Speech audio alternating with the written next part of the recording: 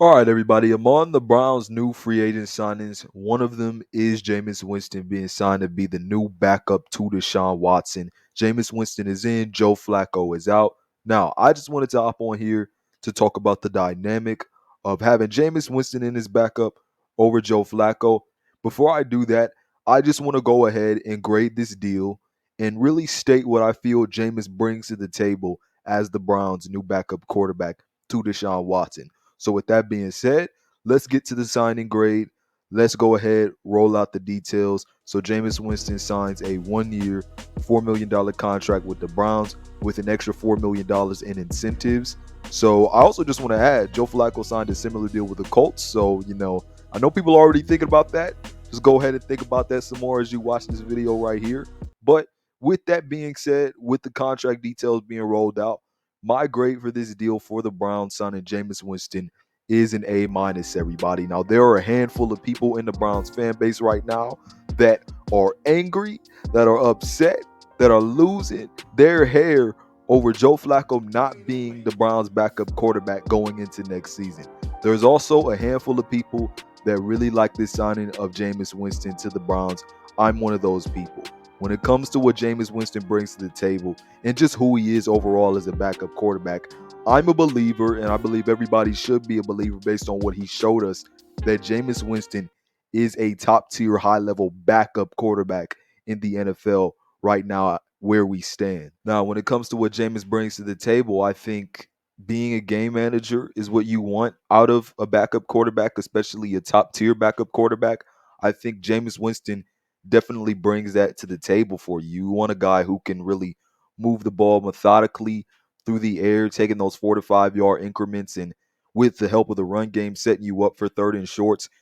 Jameis Winston is absolutely a guy who can help you move the ball methodically. He's a guy that can complete the simple stuff. That's what you want out of a backup quarterback.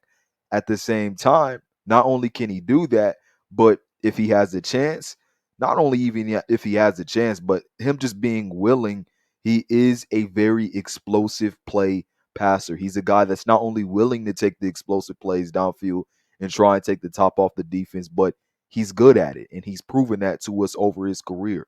For example, his last real start in his career, most recent 2021 with the Saints, he started the season with them first 7 games before he got hurt. In those games, the Saints went 5-2.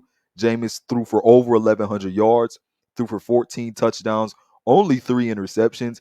And then the key stat that I want to get to here is that in that season, through the first 7 games, as the Saints went 5-2, being led by Jameis Winston at quarterback, Jameis was number 2 in big play rate or big time throw rate in the NFL. I think he had a 7.1 percentage in that frame in those first 7 games. So Jameis has obviously shown that he's a guy that not only can step in when you need him to and be a reliable backup quarterback or guy that you need to step in if your starter is out, but he's also a guy that could just consistently make big plays. And we know he's also a guy that's thrown for 5,000 passing yards before.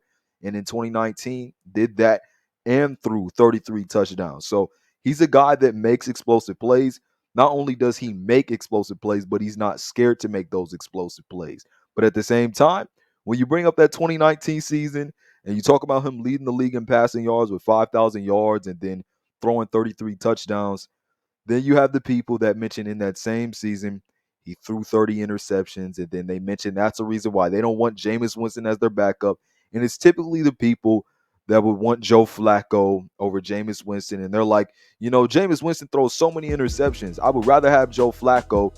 And they say that as if the interceptions and the turnovers that we worry about Jameis Winston are not the exact same thing that we worry about for Joe Flacco. Now, like I said about Jameis Winston, makes a lot of explosive plays through the air, likes to take the top off the defense.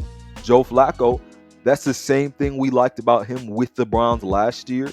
And at the same time, one of the things we hated about the play of Joe Flacco was that in his gunslinger tendencies, he did turn the ball over too much. He was turnover prone. And we dislike the same thing about Jameis Winston. And that's what kind of confuses me about the whole Joe Flacco and Jameis Winston discourse and people being so strongly opposed to having Jameis Winston as the backup over bringing Joe Flacco back, because They're literally the same guys. I don't expect if you were to have to put Jameis Winston in there as backup that you expect a drop off from what you got in Joe Flacco because they're the same dudes. I think your floor is the same. If you had Joe Flacco and Jameis Winston or Jameis Winston, I think your ceiling is the same if you had either Joe Flacco or Jameis Winston because they are the same guys. With that being said, though, at the same time, something else I want to address about this whole being picky about the backup quarterback situation is, the Browns, I feel like their roster, especially last year, has proven themselves enough to the point where we don't have to be picky about which top level backup quarterback we want to pick between Joe Flacco and Jameis Winston. The Browns won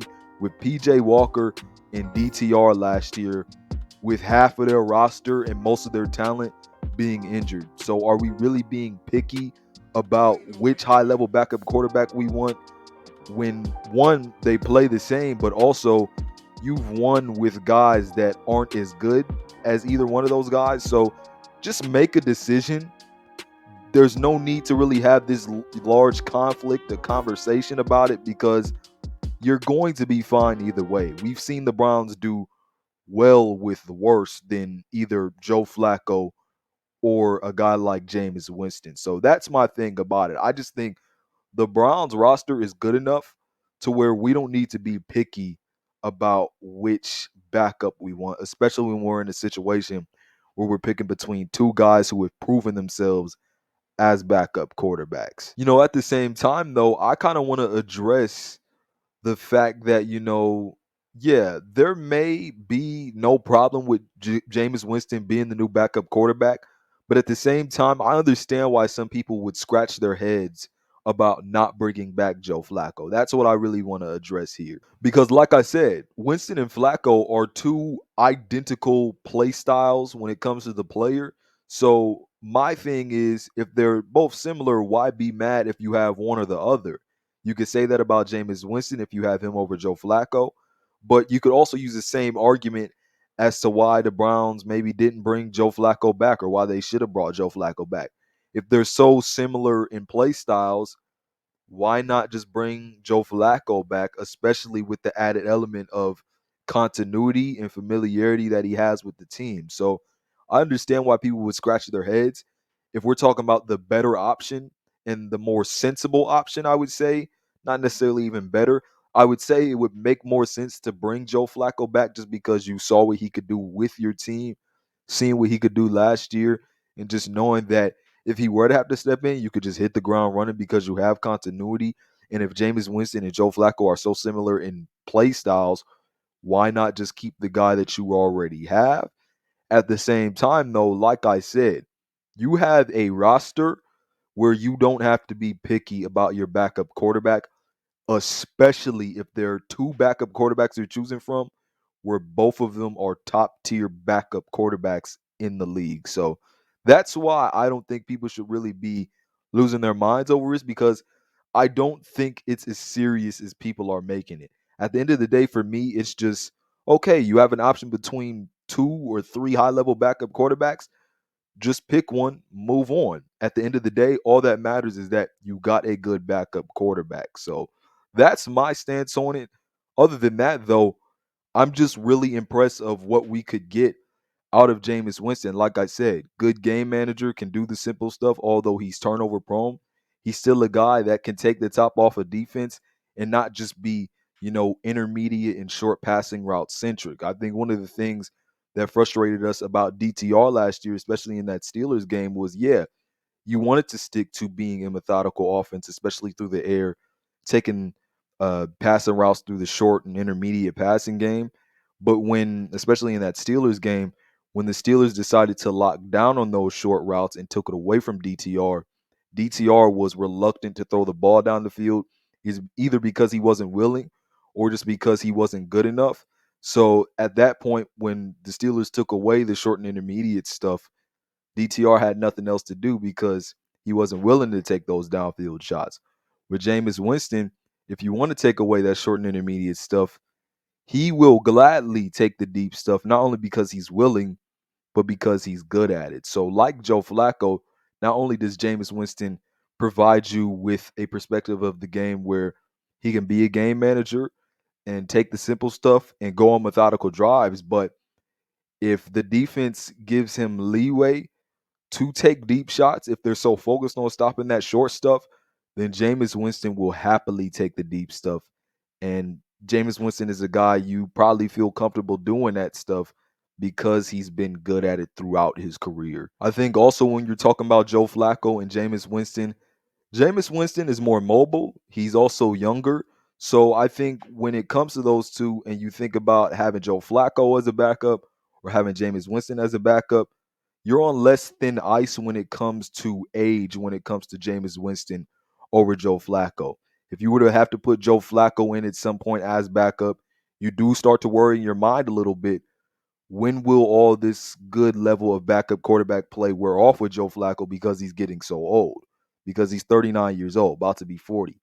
With Jameis Winston, he's 30 years old, so he still has a lot of time left in this league as a backup quarterback, and he's younger, he's fresher. So you're less worried about him potentially being an expired type of player when it comes to his level of play lasting because he's old when he's not, compared to Joe Flacco, where you're kind of on thin ice. Like, will this play last because you're getting older? So I think Jameis Winston is younger, he's more mobile.